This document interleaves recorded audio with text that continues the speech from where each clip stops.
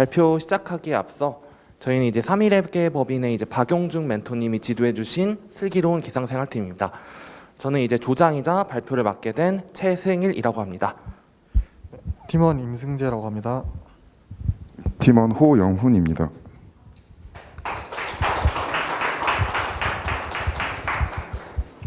네, 그러면 발표 시작하겠습니다. 저희는 이제 기상이 심혈관 질환에 미치는 요인 분석 및 예측 모델 개발이라는 주제로 프로젝트를 진행했습니다. 네, 저희가 이 프로젝트를 선택했던 이유는 현재 기상청에서 주최하고 있는 2022 날씨 빅데이터 콘테스트에 참여를 목적으로 이제 메디치에서도 같은 프로젝트로 진행하면 좋겠다라고 판단을 해서 프로젝트를 진행하게 되었고, 이 프로젝트는 이제 이 콘테스트는 총 4가지의 과제가 있는데 저희는 이제 2차 대회 두 번째 과제인 기상이 심혈관 질환에 미치는 기상 요인 분석과 예측 모델을 개발해 보는 것입니다. 현재 이 대회에서 저희에게 제공해 주고 있는 데이터는 오른쪽 간략한 표에서 확인하실 수가 있는데, 저희가 일자별, 지역별, 성별에 대한 심혈관 질환 환자 수를 저희가 제공받아서 이에 해당되는 기관들에 대해서 기상 요인을 수집한 다음에 심혈관 질환을 예측하는 모델을 만드는 것입니다. 총 데이터는 12년부터 15년까지를 훈련 데이터로, 16년도를 검증용 데이터로 제공해 주었습니다. 네, 저희 프로젝트에 대한 간단한 요약을 한 페이지로 정리해 보았습니다. 연구 목적은 심혈관 질환 환자 수에 미치는 기상 요인 분석 및 지역과 성별에 따른 일별 환자 수 예측 모델 개발이고, 총 3가지의 파트로 나눠볼 수가 있는데, 지역별 차이를 고려한 기상 요인 분석, 그다음에 설명 가능한 모델인 샵을 활용한 변수 선택 최적화, 그다음에 최종적으로 예측 모델을 구축하고 심혈관 질환 위험 지수 개발을 제안해 보는 발표로 주제를 이어가겠습니다. 네. 저희 목차는 다음과 같습니다. 연구 동기를 설명해 드리고 선행 연구, 연구 설계, 연구 결과, 마지막으로 기대 효과 순서대로 발표 진행하겠습니다. 첫 번째로 연구 동기입니다. 네, 연구 동기에서는 기상과 심혈관 질환이라는 주제로 저희가 말씀을 드릴 텐데, 심혈관 질환은 국내 암을 제외하고서는 단일 질병으로 저희 주요 사망 원인, 가장 높은 주요 사망 원인으로 뽑히고 있고, 그리고 또 다른 암과 다른 질병에 비해 기상의 요인을 많이 받고 있기 때문에 저희가 기상과 심혈관 질환의 관계성을 한번 파악해 보면 좋겠다라고 했습니다. 또한 오른쪽 뉴스 언론 타이틀에서 볼 수 있듯이 봄이면 봄, 여름이면 여름, 가을이면 가을, 겨울이면 겨울 모두 심혈관 질환이 각 계절별로 다 위험하다고 말하고 있는 상태입니다. 이 심혈관 질환 위험군에 있는 사람들 입장에서는 그러면은 봄, 여름, 가을, 겨울 다 위험한 게 아닌가라는 의문점이 있어서 저희는 어떤 계절에서 어떤 기상 요인이 심혈관 질환에 치명적인지를 확인해 보고자 했습니다. 네, 그 다음으로 선행 연구를 말씀드려 보겠습니다. 네, 선행 연구는 총 기상 요인과 심혈관 질환의 관계성을 파악하는 것에 중점을 둔 논문들이 있었고, 그다음에 샵을 활용해서 설명 가능한 예측 모델을 개발하는 것뿐만 아니라 변수 선택 최적화 기법으로 최적화 모델을 개발하는 기술적인 논문이 있었습니다.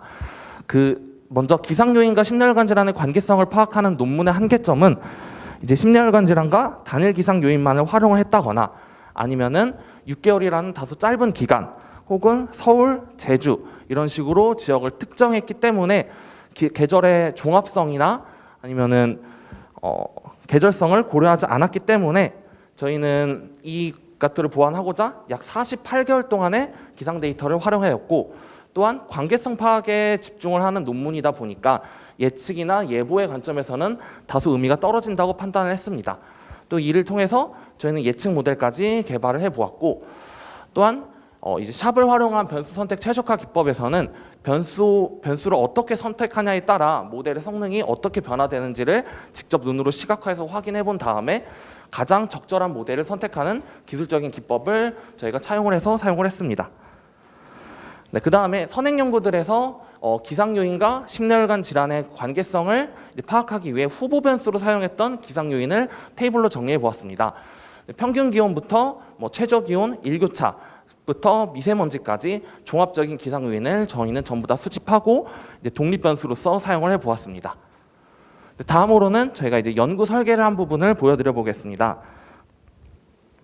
연구 설계 도식화를 먼저 보시면은 데이터를 수집한 다음에 그다음에 데이터를 전처리해주고 파생 변수를 생성하는 정제 과정을 거친 다음에 그다음에 지역별 특징을 파악해보고 그다음에 지역별 특징을 파악한 걸 바탕으로 이제 지역적 차이가 있는 기상 요인과 지역적 차이가 없는 기상 요인으로 나누어서 각각 변수 선택 최적화를 해준 다음에 모델을 만들어주고 최종적인 모델을 만들어주는 방법으로 연구를 진행했습니다.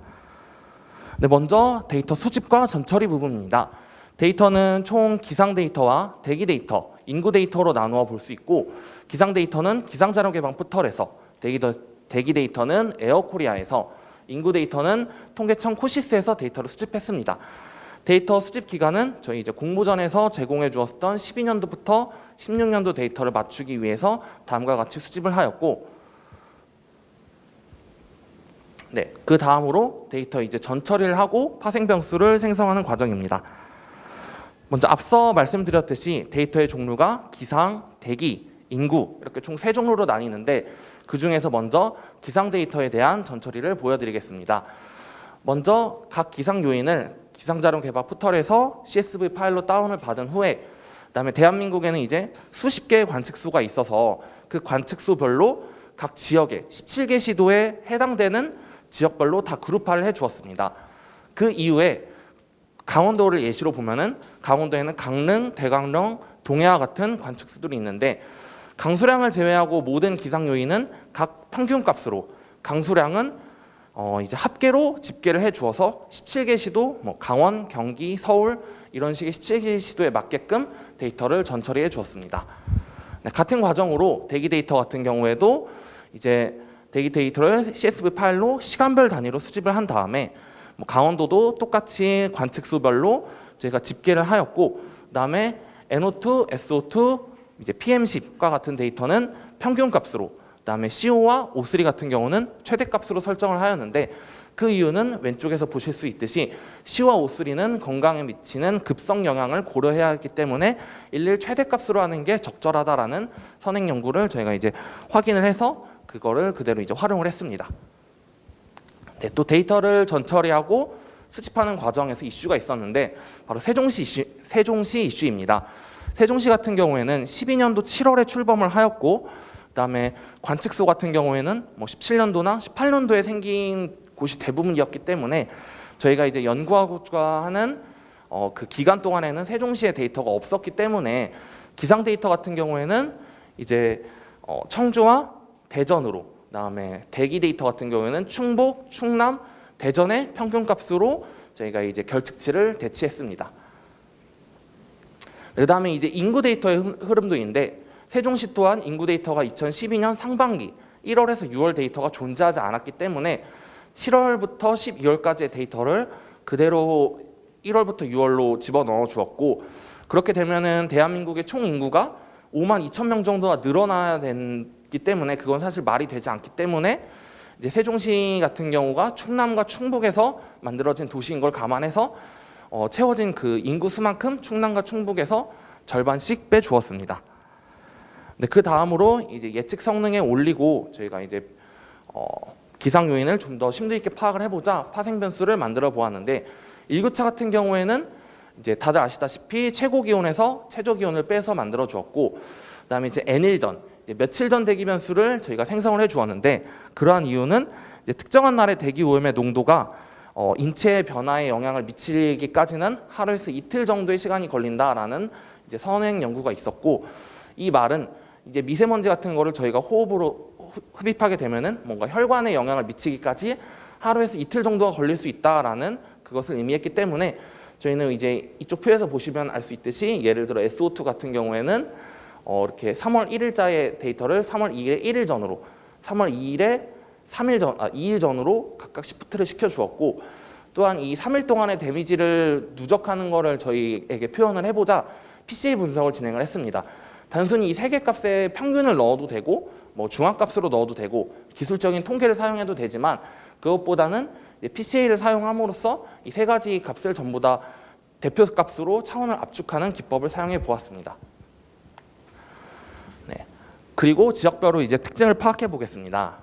이제 심혈관 질환 환자 수가 지역별로 어떻게 특징을 이루고 있는지 확인을 해 보았는데 먼저 해당 기간 동안에 심혈관 질환 수 환자 수를 총합을 한 다음에 이제 지역별로 나눠본 결과 경기와 서울이 가장 많은 심혈관 질환 환자 수가 있었습니다. 하지만 이거는 서울과 경기가 단순히 인구가 많아서 그런 것이 아닐까라고 저희가 의문을 생겼고, 총 인구별로 각각 나눠준 결과 경남과 경북과 전남이 가장 높은 비율의 심혈관 환자 비율을 보였습니다. 다음으로는 남녀별로 어떤 차이가 있을까? 지역별로 남녀를 확인해 본 결과 여기서도 서울과 경기가 가장 많은 심혈관 질환 수를 보이고 있고, 남녀별로는 이렇게 두 쌍씩 지어서 확인해 보면은 거의 딱히 크게 차이가 나지는 않는다라고 판단을 했습니다. 또한 요일별로는 심혈관 질환 환자 수가 어떻게 분포되어 있는지를 확인해 본 결과 월요일에서 일요일로 갈수록 환자 수가 점점 줄어들고 있는 추세인 것을 확인을 했습니다. 네, 또한 심혈관 질환이 어떤 계절성이나 주기성을 갖고 있는지에 대해서 저희가 확인을 해보자 라인 차트를 그려보았는데, 저희 이제 해당 기간인 2012년 1월 겨울부터 2015년 겨울까지 각각 그래프에 대해서 쭉 라인 차트를 그려본 결과 경기와 서울이 7명에서 9명 정도의 계속 일일 평균값을 보이고 있고, 세종시 같은 경우에는 거의 0명대에서 심혈관 질환 환자 수가 발생하지 않고 있음을 확인할 수 있었습니다. 또 그리고 이제 지역적 차이가 있는 기상 요인과 지역적 차이가 없는 기상 요인을 살펴볼 텐데, 지역적 차이가 있고 없고가 조금 아리송하실 수가 있는데 그 해당 사항은 다음 페이지를 보시면 이해하실 수 있을 겁니다.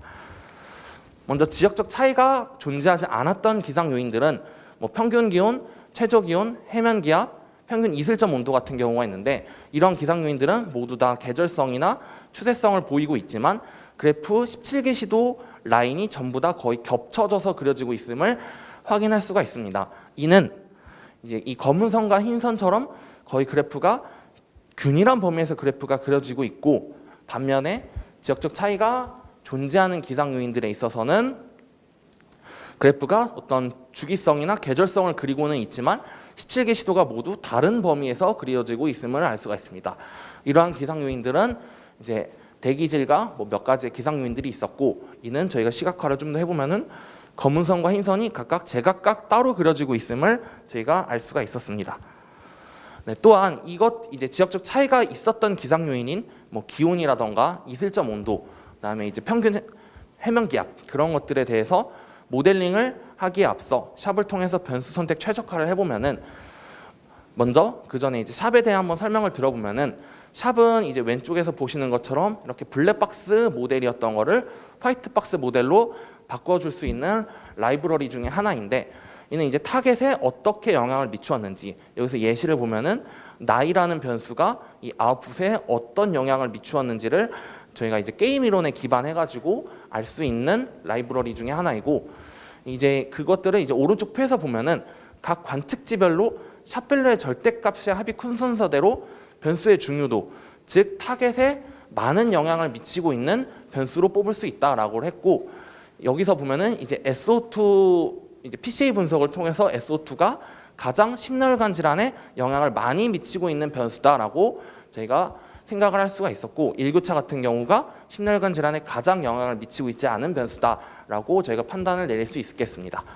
이러한 점을 활용해서 지역적 차이가 없는 변수들에 대해서 지역적 차이가 없기 때문에 전국 모델을 만들어 보면은 이제 라이트 GBM과 XGBoost 모델 모두 다 평균 이슬점 온도가 심혈관 질환에 가장 많은 영향을 미치고 있다라고 했고, 그다음에 XGBoost 같은 경우가 모든 변수를 활용을 했었을 때 각 RMSE, 저희가 평가 지표는 리피티드 K폴드 15로 설정했을 때 RMSE의 평균인데, RMSE는 낮을수록 이제 성능이 좋은 모델이기 때문에 이 전국 모델 같은 경우에는 XGBoost 모델이면서 모든 변수를 사용하는 게 가장 최적화된 모델이다라는 것을 저희가 확인할 수 있었습니다.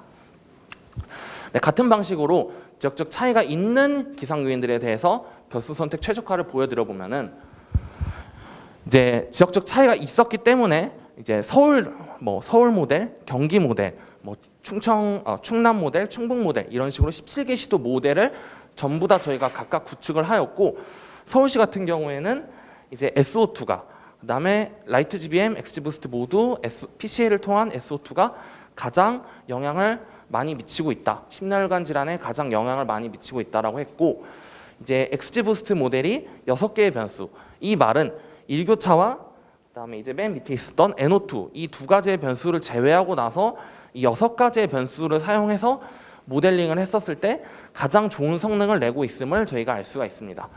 같은 맥락으로 이제 부산시 모델 같은 경우를 보면은 부산시 모델 같은 경우에는 이제 라이트 GBM 그다음에 XG 부스트 모드 O3가 가장 심혈관 질환에 많은 영향을 미치고 있는 변수로서 확인을 할 수 있었고 XG 부스트 모델이 7개의 변수일 때, 즉 1교차를 제외하고 나서는 1교차를 제외하고 만든 모델이 가장 성능이 좋은 모델임을 알 수가 있었습니다. 또 다음으로 제주 모델도 한번 살펴보면은 제주 모델은 이제 6개의 변수 XG 부스트 모델일 때 가장 좋은 성능을 볼 수가 있었고 저희가 이렇게 17개 시도를 다 살펴보진 못했지만 이 세 가지로 미루어 보아 이제 SO2라던가 아니면은 O3와 같은 변수들이 심혈관 질환에 공통적으로 많은 요인을 미치고 있었다는 것을 확인할 수가 있었고 1교차가 심혈관 질환에는 좀 영향을 덜 미치고 있었구나라고 알 수가 있었습니다. 또한 이를 통해 가지고 이제 모델을 구축하는 과정을 보여드려 보면은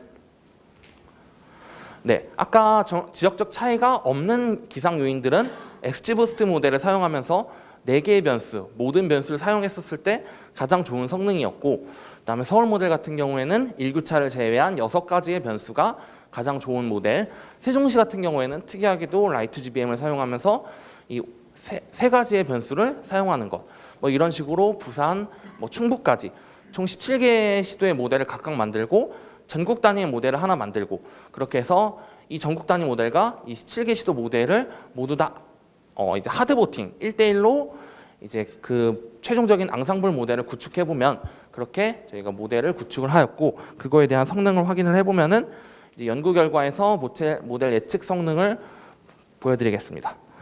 그랬을 때 전국 단위 모델 같은 경우에가 RMSE가 1.266, 그다음에 17개 시도 단위 모델을 모두 다 합쳤을 때가 1.269, 그다음에 이제 두 가지를 1대1로 보팅한 결과 1.264로 실제로 앙상블했을 때 모델의 성능이 조금 더 우수해진 걸 볼 수 있고 이제 이 최종적인 이 값인 1.264가 어떤 의미를 지니고 있냐면은 이제 실제로 이 15년도 6월 8일 경남 남자 환자 수가 4명 정도가 발생을 했었는데 저희의 예측값은 3.885로 이 RMSE는 이 두 가지의 차이의 제곱의 루트를 씌운 값인데 저희가 같은 차원으로 봐서 이 평균이 한 0.2 정도가 차이가 나고 여기서는 한 0.8 이 값들의 차이에 이제 평균이 보통 한 1.26명 정도, 즉 이 지역별, 성별, 그다음에 일자별로 확인을 했었을 때 한 1.26명 정도 모델이 틀리고 있다라는 성능을 의미하고 있습니다. 그리고 이거를 저희가 이제 일별 단위로 그래프를 그리게 되면은 너무 그래프가 이렇게 겹쳐져서 그려지기 때문에 월별로 이제 합계를 내 가지고 그래프의 성능을 비교해 본 결과 실제 값은 1,400명에서 이제 한 1,600명 정도까지 그래프를 이렇게 쭉 그리고 있고 저희 예측 값은 그것보다는 조금 더 아래에서 그래프를 그려지고 있지만 어느 정도 그래프가 값이 200명이나 차이가 나고 있지만 그래도 이게 전국 단위 모델 전국을 다 합쳤을 때 정도의 차이이고 어느 정도 그래프가 이 추세를 거의 다 쫓아가고 있다라고 저희가 판단을 해서 어느 정도는 좀 괜찮은 결과이지 않을까라고 자평을 했습니다. 이를 토대로 저희가 이제 실제로 이 날씨 빅데이터 콘테스트에 캐글이나 데이콘 같이 이제 리더보드가 있어가지고 이 예측한 결과값을 제출해본 결과 오늘 아침에도 확인해본 결과 아직까지는 저희가 1위를 기록하고 있었고 이를 아직 기간이 한 달 정도 많이 남아가지고 현재 제출한 팀도 많지 않고 그렇지만 그래도 저희가 꾸준히 관리를 해서 좋은 성적 거둘 수 있도록 끝까지 노력해 보겠습니다. 또 이렇게 저희가 예측한 모델이 어떤 기대 효과를 가져올지를 정리를 해보았는데 실제로 미세먼지 같은 경우도 기상청에서 오늘 미세먼지가 보통, 좋음, 나쁨 이런 식으로 예보를 해주는 것처럼 뇌졸중 지수라든가 통합대기 지수라든가 여러 가지 관점에서 이제 국민들이 알아볼 수 있기 쉽게 지수를 제공해주고 있는데 심혈관 질환도 그러한 방법처럼 이제 이런 UI 같은 거를 통해서 이제 심혈관 질환이 이제 점수가 0.0에서 1.2 예를 들어서 이 정도 사이면은 괜찮다 혹은 뭐 이렇게 빨강이다 하면은 심혈관 질환 위험군에 있는 사람들은 오늘은 좀 외출을 자제해야겠구나라고 좀 예보의 관점에서 하는 서비스가 생겼으면 좋겠다라고 생각을 했습니다. 네, 참고문헌은 이제 다음과 같고 여기서 발표 마치겠습니다. 감사합니다. 네, 발표 준비해 주시느라 고생 많으셨습니다. 네, 지금부터 허진경 교수님부터 이제 간략한 피드백과 이제 질문 부탁드리겠습니다. 네, 일단 그 조는 가장 마지막에 얘기한 대로 오늘 아침까지는 1위니까 그 결론만 보면은 굉장히 일단 결과는 좋아 보여요. 이 조는 그 과정이나 절차 그리고 방법, 선행 연구 자료의 조사 그리고 데이터 수집 이런 것들이 전체적인 흐름이 아주 잘 만들어져 있어요. 그 데이터 분석은 일단 제대로 배운 것 같아서 굉장히 잘 가르쳐 주신 강사님이 계시지 않나. 또 멘토분도 지도를 아주 잘하신 것 같아요. 몇 개만 물어볼게요. 몇 개만. 네. 그 18페이지에 보면은 네. 제가 길게 할 수 없으니까 네. 18페이지에 보시면은 그 결칙치 처리를 했었는데 그 결칙치 처리를 했었던 근거는 어떻게 되는지, 그러니까 예를 들면은 슬라이드 18페이지에 보면은 그 충남 충북의 인구수를 네. 그 저기 세종시 인구수로 대체했다고 네. 했어요. 네. 그럼 사실 세종시에 있는 사람당 수가 충남 충북에 있는 사람이 가는 게 아니고 서울 사람이 가는 걸 알고 있는데 네. 그러니까 이게 결측치를 어떤 값으로 바꿨다고 하면은 왜 그 값으로 바꿨는지, 아니면은 보통은 그런 근거가 없더라도 경험적 수치에서 할 경우가 있거든요. 그러면 몇 가지를 해봤는데 네. 이게 가장 좋았어요라고 이렇게 얘기를 해주는 게 좋을 것 같아요. 네. 감사합니다. 그리고 중간에 그 데이터 EDA 할 때 단순히 수만 얘기하는 게 아니고 비율까지 얘기한 거는 정말 잘한 것 같아요. 네. 분석하는 사람이 많이 빼뜨릴 수 있는 건데 네. 그건 잘 했고요. 그리고 하나만 더 이제 제안을 하자 보면은 앞에서는 모델을 부스팅 모델만 썼어요. 엑스지스트하고 그 라이트 GBM을 썼는데 그런 이유가 있어요. 그 배경 모델인 랜덤 프레스트 같은 게 있을 텐데 일단은 이 두 가지 모델이 저희가 밑단에서 돌려봤었을 때는 가장 성능이 우수하게 나왔었고, 뭐 이 외에도 뭐 단일 모델, 뭐 서포트 벡터, 그냥 단순 선형외기 다 돌려봤는데 가장 이 부스팅 모델이 좋았고, 실제로 그 다음에 이제 샵에서 그 지원하는 라이브러리가 부스팅 모델 계열이나 아니면 단순 디시전 트리 같은 경우만 제공을 해서 일관성을 위해서 저희가 성능도 가장 좋았고 샵에서 지원도 해줘서 이 부스팅 모델 두 개를 선택을 했었습니다. 그러면 했으면은 그 했었던 거를 슬라이드에 나중에 네. 넣어주면은 네. 포트폴리오로 훨씬 좋을 것 같아요. 왜냐하면 저게 없으면 안 한 게 되거든. 네. 이렇게 추가로 열심히 했는데 네. 결과가 안 좋다고 저기 없애버리면 그동안 한 공이 사라지잖아요. 그래서 했으면은 넣어주시는 게 좋지 않을까 생각해요. 그리고 마지막 41페이지에 보면은 지금 페이지가 여기서 넘어가는데 넘어가지가 않아가지고 네, 거기 보면은 이게 그 실제가가 예측값이 네. 추세가 비슷하다고 주관적인 견해를 얘기했어요. 그 나중에 데이터 분석은 시스템으로 만들 수도 있고 리포팅으로 낼 수도 있는데 네. 주관적인 것보다는 저렇게 이제 두 개의 차이가 있다면은 네. 그 차이가 있다 없다에 대해서 통계적 유의성을 검증하고 그 네. 수치를 기반으로 나타내는 것이 제일 좋습니다. 그건 나중에 추가해서 넣으면은 네. 정말 좋은 결과물이 될 것 같아요. 고생했습니다. 감사합니다. 이태영 수석님 이어서 말씀 네, 부탁드리겠습니다. 뭐 X인자가 기상이라고 보고 Y인자가 이제 심내혈관 질환자라고 보면은 거기에 따른 알파 값인 즉 그 어떤 팩터에 대해서 어떻게 찾아가는지에 대해서 연구 논문이라든지 이런 리서치한 거에 되게 의미가 의미가 있었고요.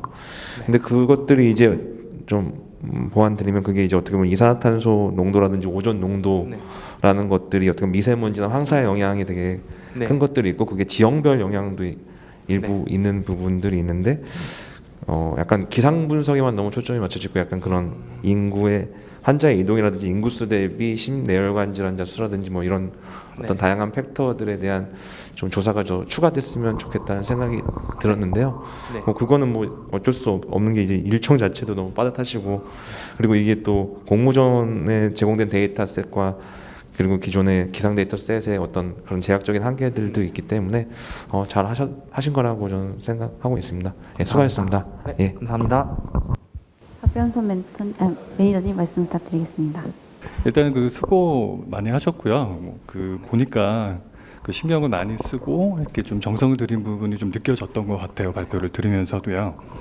근데 저도 마찬가지로 이제 선행 연구라고 하는 부분이 이제 처음 하시는 분들이 많이 좀 빼먹을 수도 있는데 네. 앞선 연구들을 통해서 시행착오를 줄이는 부분이라서 네.